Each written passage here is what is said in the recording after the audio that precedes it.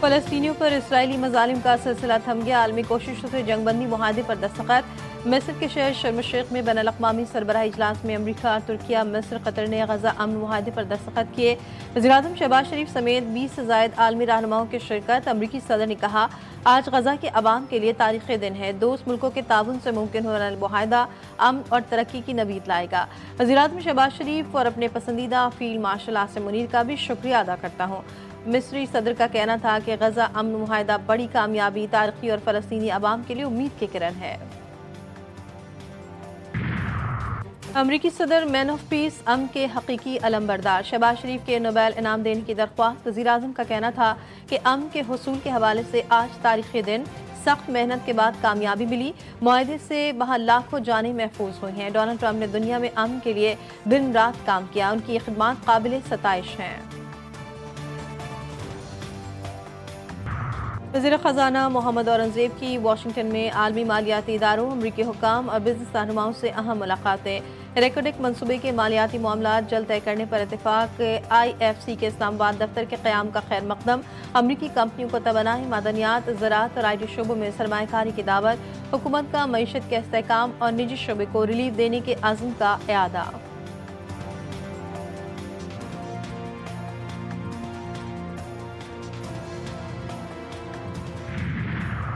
اسلام آباد میں آج تمام تعلیمی ادارے اور دفاتر کھل گئے۔ ضلع انتظامیہ کا کہنا ہے کہ سرکاری تعطیل یا بندش کے اطلاعات غلط اور بے بنیاد ہیں۔ پنجاب بھر میں بھی تمام اسکول معمول کے مطابق کھل گئے۔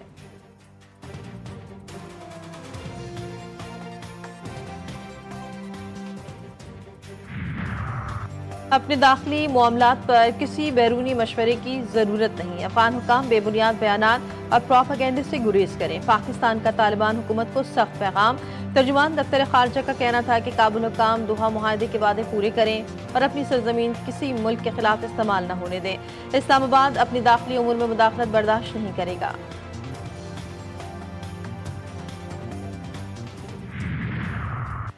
وطن کی مٹی پر قربان بہادر سپوتوں کو قوم کا سلام۔ پاک افغان بارڈر پر جھڑپوں میں شہید 12 جوانوں کی نماز جنازہ چکلالہ گیرشن راولپنڈی میں ادا۔ فیلڈ مارشل عاصم منیر سمیت وفاقی وزراء، گورنر خیبر پختونخوا، سول و فوجی حکام کی شرکت۔ 14 کو خراج عقیدت پیش۔ خوارج سے لڑتے ہوئے جام شہادت نوش کرنے والے حیدرآباد کے سپاہی آصف قریشی اور کوٹ ڈی جی کے شہید اللہ ڈنو سوہو کی میتیں آبائی علاقوں میں پہنچنے میں کوہرام۔ پھولوں کی پتیاں نچھاور کی گئی، فضا نعرے تکبیر سے گونج اٹھی۔ فوجی اعزاز کے ساتھ سپرد خاک کر دیا گیا۔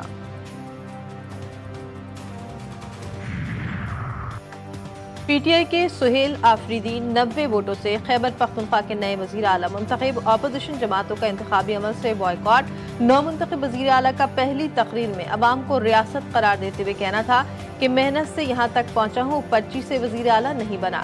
سب سے پہلے پاکستانی اور قبائلی ہونے پر فخر ہے۔ عوام کی بدولت ہی ریاست نام کے ساتھ زرداری یا بھٹو لگنے سے کوئی لیڈر نہیں بن جاتا۔ علی امین گنڈاپور کی سہیل آفریدی کو مبارکباد، مکمل حمایت کا اعلان۔ خیبر پختونخوا اسمبلی میں اظہار خیال کرتے ہوئے انہوں نے کہا کہ ملک میں جمہوریت کے ساتھ مذاق ہو رہا ہے۔ قانون کی بالادستی چاہتے ہیں۔ بطور وزیر اعلیٰ جو کچھ کیا ریکارڈ پر ہے۔ جس دن بانی پی ٹی آئی نے حکم دیا استعفیٰ دے دیا تھا۔ امن اور انصاف کے لیے جدوجہد جاری رکھیں گے۔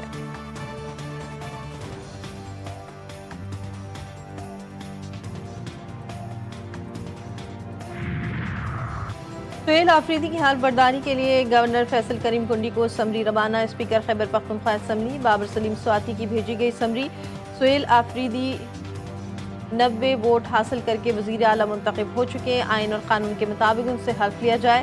پشاور ہائی کورٹ میں بھی نو منتخب وزیر اعلیٰ کی فوری حلف برداری کے لیے درخواست دائر۔ عدالت نے آج گورنر کی رائے مانگ لی۔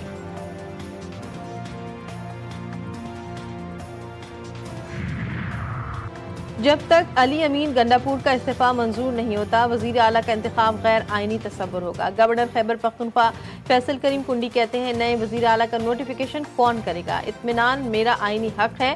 علی امین بدھ کو میرے پاس آ جائیں، انہیں چائے پی پلاؤں گا اور استعفیٰ بھی منظور ہو جائے گا۔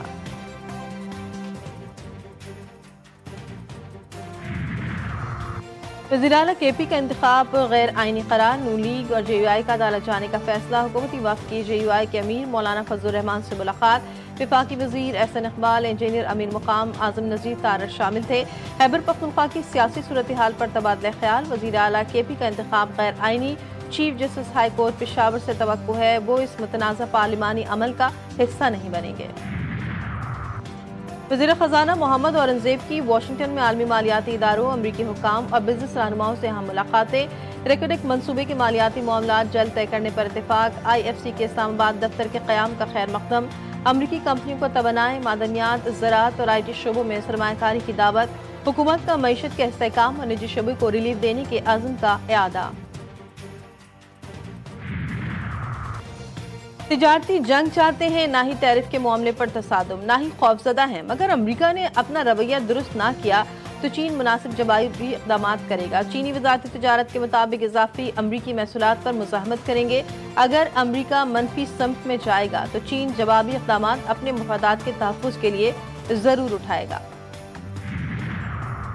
समंदरी केबल में खराबी मरम्मत का काम आज सुबह 11 बजे शुरू किया जाएगा। तर्जुमान PTCL के मुताबिक इंटरनेट सर्विस मुतासर होने का इम्कान, सुस्त रवि या जुज़वी तात्तुल का सामना हो सकता है।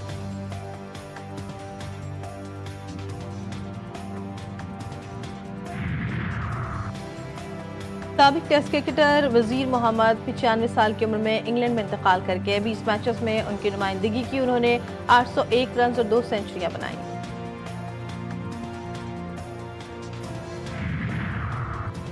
और पाकिस्तान और जनूबी अफ्रीका के दरमियान पहले टेस्ट मैच का आज तीसरा रोज, दूसरे दिन खेल के अख्ताम तक मेहमान टीम ने 6 विकेटों के नुकसान पर 216 रन बनाए।